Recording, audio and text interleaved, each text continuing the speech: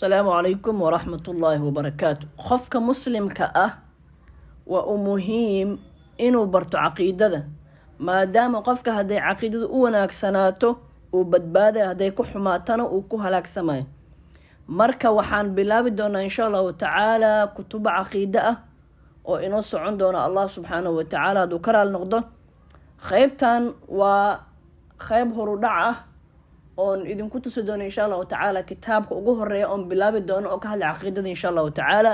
kitaabkan haddaad oga jeedaan shaashadda waxaa la yidhaahdaa khud caqiidatuka min alkitaabi wasunnati asaxiixa, waxaana qoray sheekh la yidhahdo moxamed bin jamiil zaynu oo ah culummada salafka.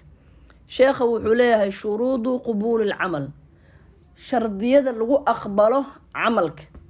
marka sheekha su-aal buu soo jeediyey, wuxuu leeyahay maa hiya maxay tahay shuruudu shardiyada keenaysa qubuululcamal in camalka la aqbalo.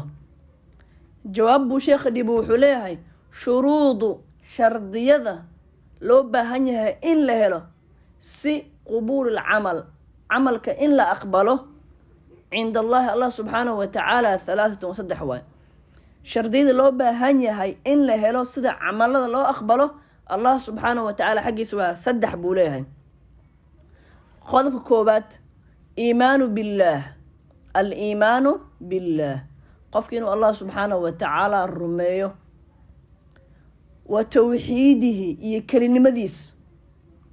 qaala allah subxaanahu watacaala wuxuu yidhi tacaalaa sareeyey, ina aladiina kuwii aamanuu iimaanka laga helay alla rumeeyey wacamiluu qabtay alsaalixaati acmaasha suuban qabtay kaanat waxa u ahaatay lahum ayaga jannaatu lfirdowsi, jannada firdows dhexdeeda waxaa oga ahaaday nusulan martiqaad iyo soo dhoweyn baa oga ahaatay. suurat lkahf.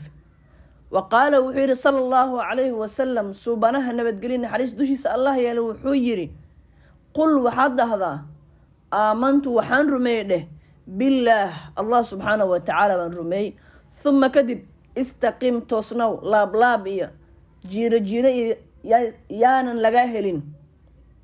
waxaa soo saaray xadiiskaas muslim baa soo saaray.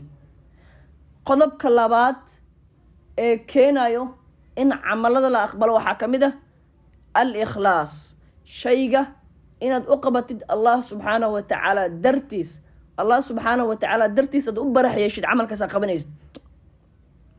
al-ikhlaasu barax yeelista wa huwa isaga waxaa waaye alcamalu camalkii la qabtay lilaah allah subxaanahu watacaala dartiisana loo qabtay min gayri riyaa-in, ayadoosan camalkaas ku jirin istustus walaa sumcatin lagaa sheegana aysan ku jirin. qaala tacaala allah subxaanahu watacaala sareeye wuxuu yidhi facbudu llah allah subxaanahu watacaala caabuda mukhlisiina adinkoo u barax yeelaysaan lahu allah addiina acmaasha. suurat zumar. qodobka saddexaad ee keenayo in camalka allah subxaanahu watacaala xaggiisa in laga aqbalo waxaa waaye almuwaafaqatu, inuu waafaqo limaa shaygii jaa-a uu la yimid bihi asiga alrasuulu rasuulka sala allahu calayhi wasalam nabadgelya naxariis dushiisa allah yeele. waxaana uu daliil ah wamaa shaygii aataakum uu la yimid uu idin keenay alrasuulu rasuulka fakhuduuhu qaata, shayguu rasuulka idin keenay siduu yahay u qaata. wamaa shaygii nahaakum uu idinka raabayna canhu xaggiisa fantahuu ka hara. suuratu xashar.